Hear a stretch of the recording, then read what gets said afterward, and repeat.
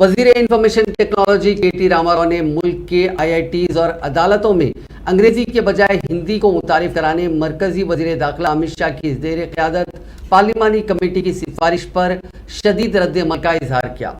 Social media के अहम platform Twitter पर सरगर्म KTR, जो वज़ीर आला चंद्रशेखर राव के फर्जंद और रियासत की हुक्मरान जमात TRS के कारगुजार सदर भी हैं, उन्होंने इस खुसूस में किए गए ट्वीट में कहा कि हिंदुस्तान की कोई सरकारी ज़बान नहीं है और हिंदी कई सरकारी ज़बानों में से एक है।